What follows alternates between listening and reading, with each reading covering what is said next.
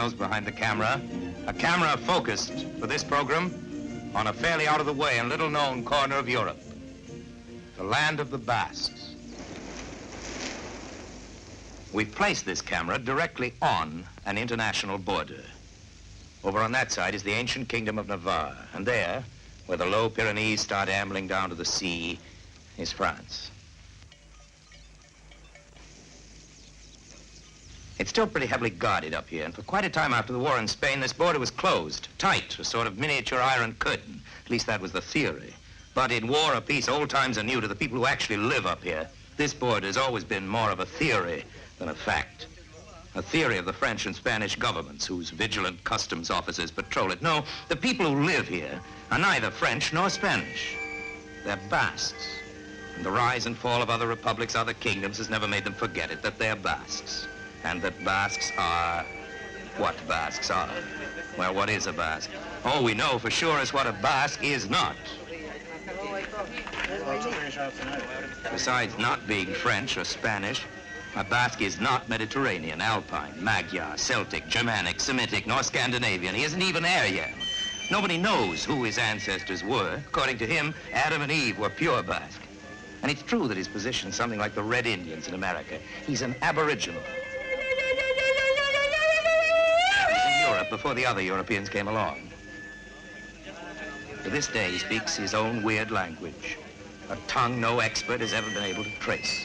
Over there, in General Franco's half of the Basque country, this language is quite literally against the law. It's treason to speak it in Spain, so of course, since Basques will be Basques, their language is spoken just a little bit more on the Spanish side.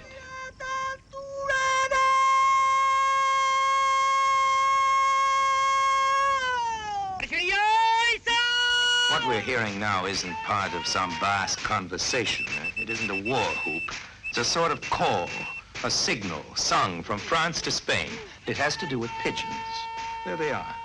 Believe it or not, those pigeons are flying directly over the regular smuggling route. They do it every year. Every day, more than 1,000 people smuggle something or other across this border. I don't know how many pigeons there are up there, but I can assure you that smuggling is the biggest industry in these parts, except during the pigeon season. These are German and English pigeons, very orderly and methodical pigeons, and they turn up annually at this border, just at this time, just here, where the Basques on both sides, working in perfectly illegal and harmonious cooperation, catch them. Catch is the right word, too, because here pigeons aren't shot at. The rifle fire is only a sound effect, produced by that long strip of cloth on the pole. This saves ammunition and persuades the impressionable German pigeon that he is being shot at. Those wooden discs, suggesting at the same time that he's being chivied by hawks. But in fact, he and the rest of his flock are only being rounded up and corralled. A maneuver of the highest intricacy and beauty that begins in France and ends in Spain, where the birds are netted out of the sky like fish.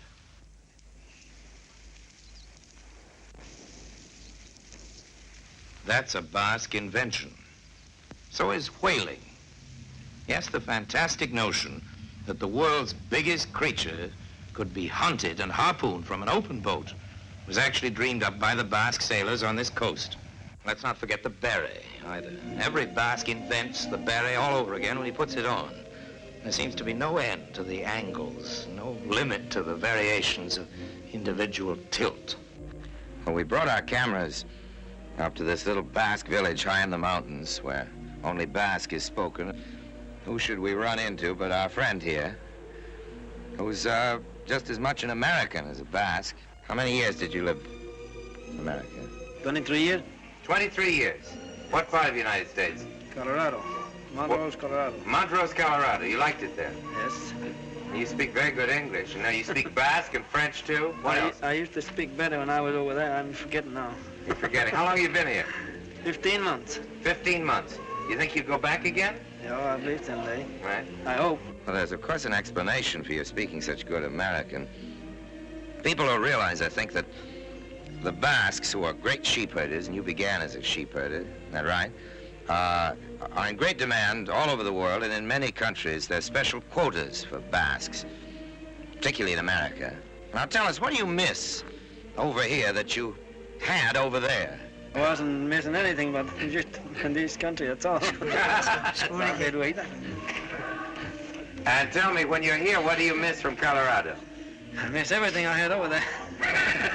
Good. When you went to America, you began as a sheep herder, is that right? And most of the people do who come from this country, is that right? Yes. They're sheep herders. They know a lot about it here. That's about all they do. Yes. Over the first few years anyway. And afterwards, what did you do? Some of them just change their job. First few years they herd sheep. And you, what did you do? I herd sheep all the time. And then afterwards? Afterwards I run some of my own. You run some of your own? Yes. But you stayed in America and got into other lines of work, didn't you? Didn't you tell me you were a truck driver? Well, I had the truck. I said my own too. Oh, your own truck? After yes. Yes. So you used to get into town a good deal. You so doing something for television like this isn't new to you. You've seen television. Oh yeah, I saw them all at once. What did you see in television? Oh, I saw them a lot of different things. What did you like? Oh, I like stock jokes best. Yeah. Then I don't care much about the rest. No, I can understand that. And why did you come back here? I came back to see my folks, and I like it so much. Yeah. My hometown, so What? Why'd you come back?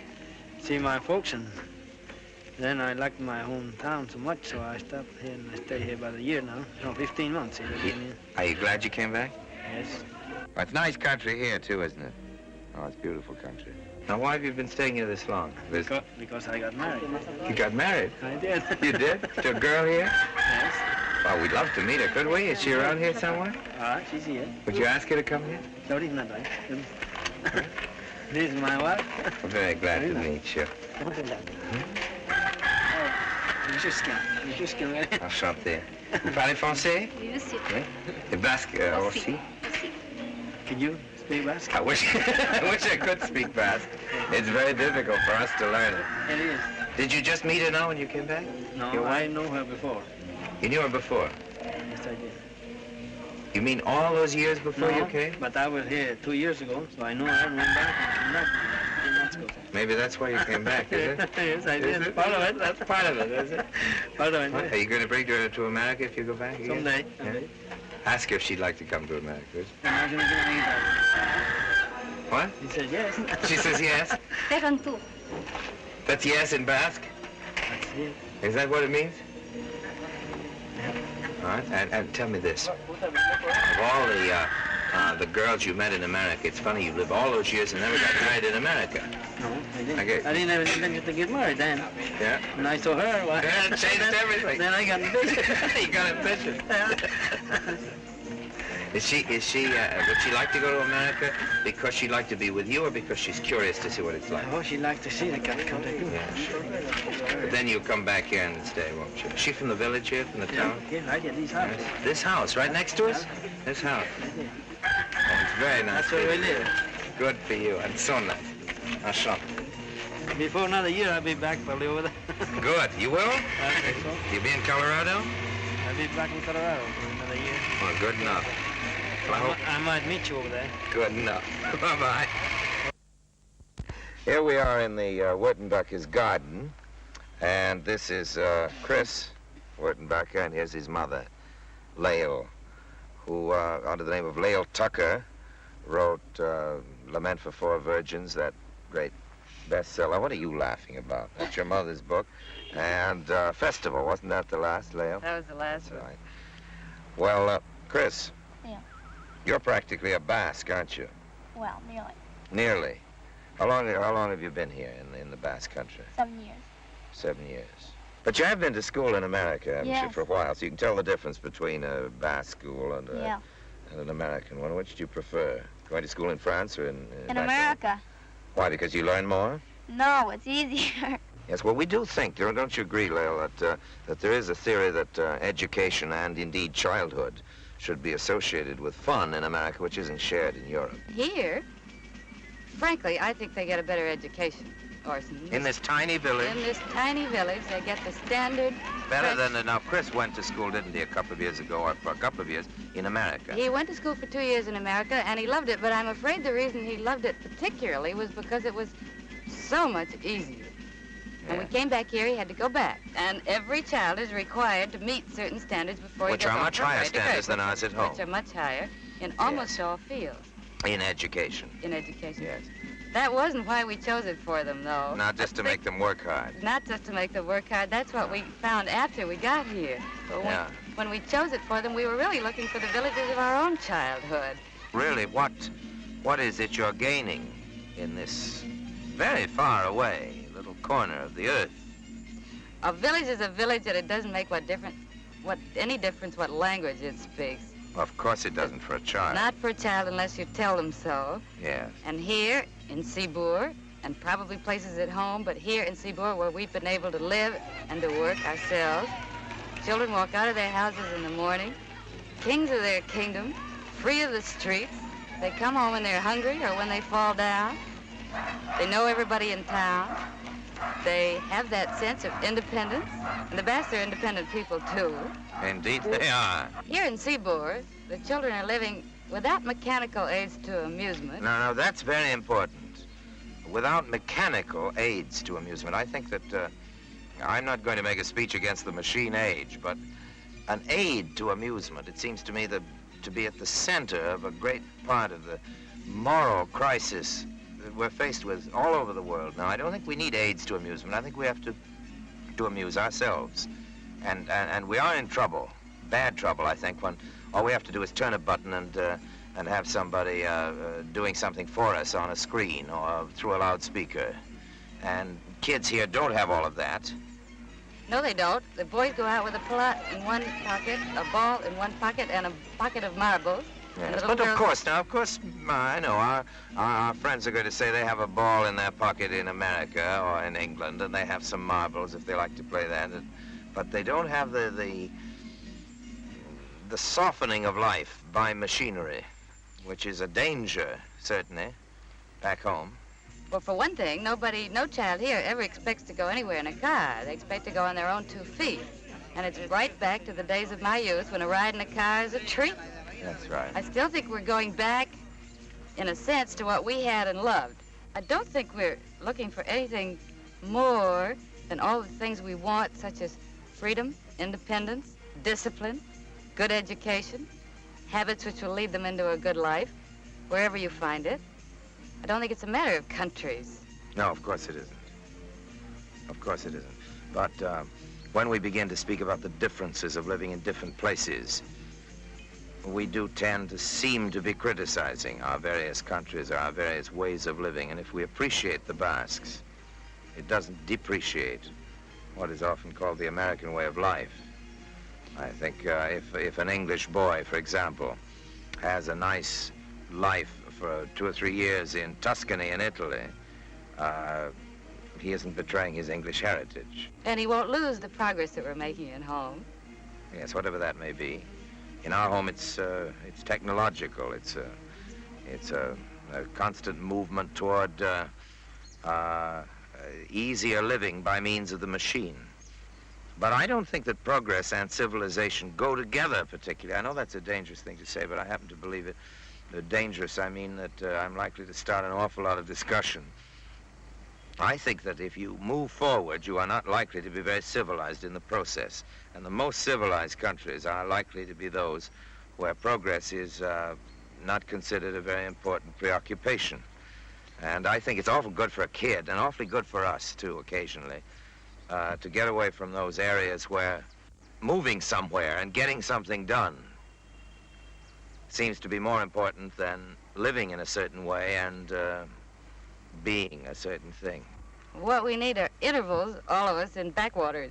I don't think everybody, we grown-ups or kids either, should be hustled through our lives without a chance to examine the things that our fathers and grandfathers knew and valued and which have helped to make our civilization. And keep them and add them on to what we're getting. That's it. Well, in principle, I think all children should be at home for their adolescence, which is a period when you're trying to find out who you are. But childhood is another thing, and that's the time to get that something extra, that sense of growth. That's the time to pick up your second language as if it belonged to you. The childhood The childhood, when you can speak without those things that happen to your tongue and mouth that tangle you up so you never can be perfectly natural in another language. And then there's, of course, the extra richness that comes from having lived in more than one part of the world and in contact with more than one point of view. And that's a defense for giving children some few years in places that aren't exactly homeland. Well, Lael, you've been a working journalist a long time. You've visited and lived in a lot of countries, haven't you? quite a few. Quite a few. And yet you've picked, of all the countries that you've known, you've picked this little corner of France, the Basque country.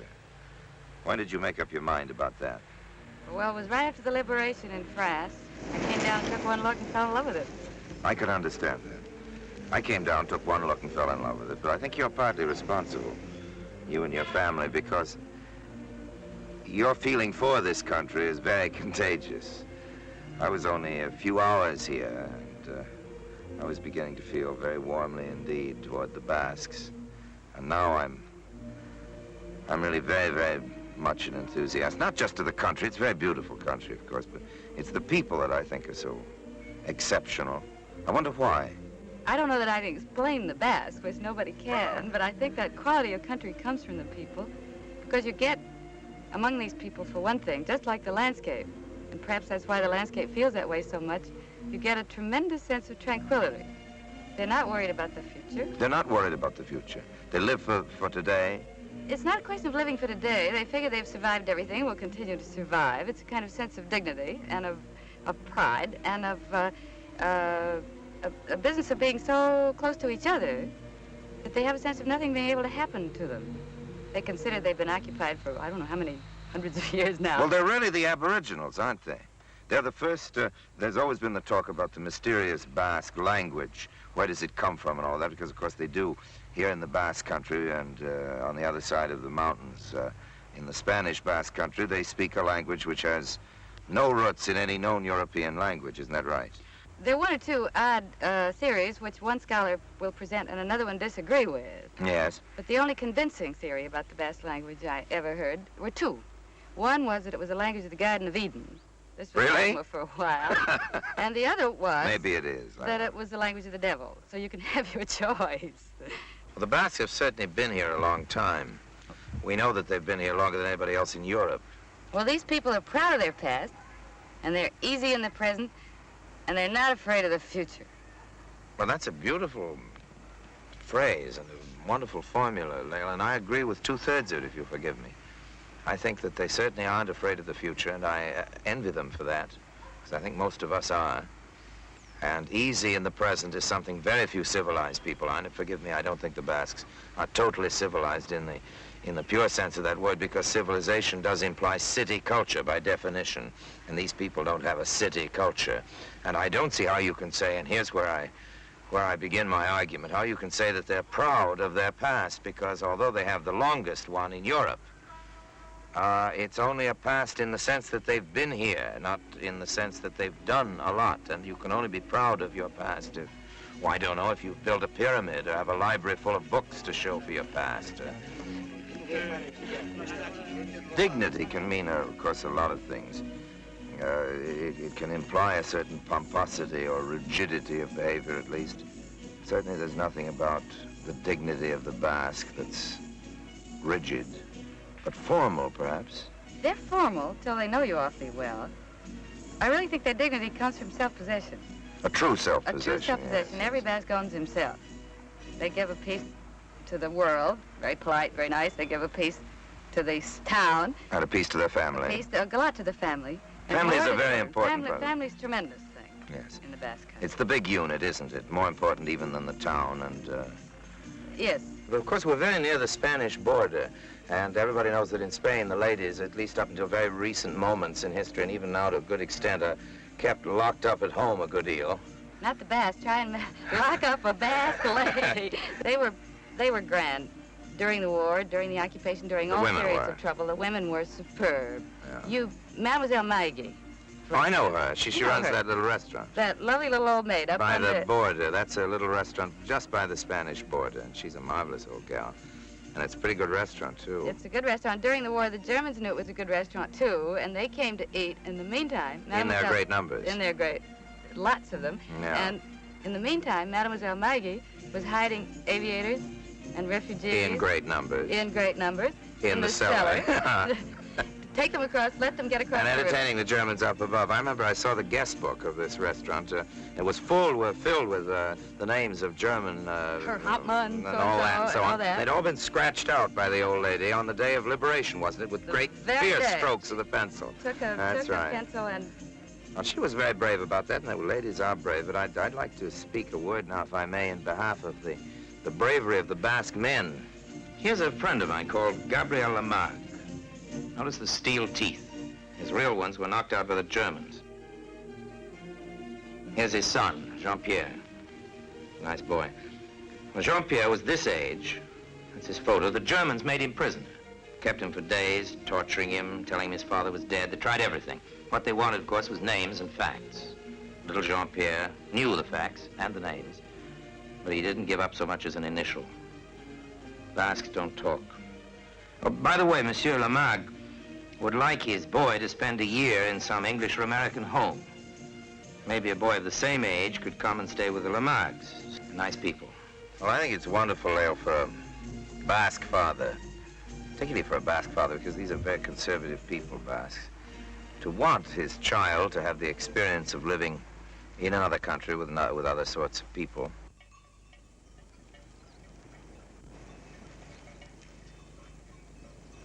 Well, here we are back where we started, up on the border.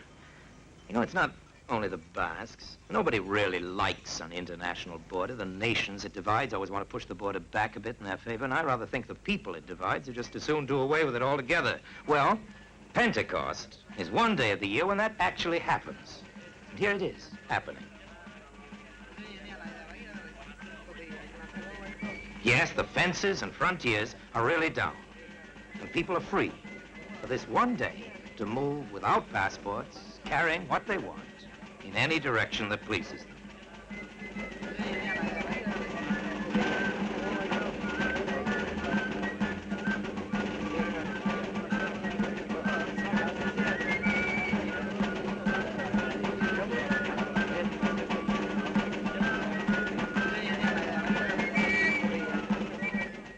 It's like a big party.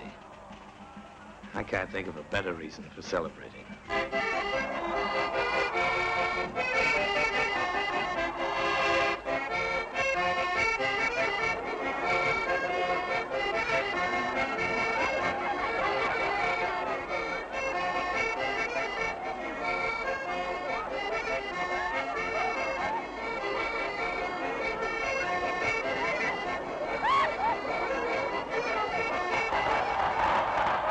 Well, every good celebration, of course, ends with fireworks.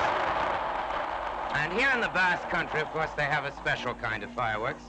Everything's special here. This great thing you see is called a toro de fuego, a bull of fire. And it's shaped like a bull with all kinds of fireworks sticking out of it, and men are inside, and they're running through the streets with it, with the fireworks shooting out in every direction into the people's faces. But for some reason, miraculously enough, I don't know why, nobody ever seems to get hurt. Well, it's time to close, and I think I'd like to end this time with a Basque ending. It's the way they end every story, every Basque story. I warn you, it's a little tough. It's not a bit sentimental. It's very much on the realistic side, and therefore very Basque indeed. At the end of a story, a Basque story, they don't say, "and they lived happily ever after." Now, here in the Basque Country, they say, "and if they lived well, they died well."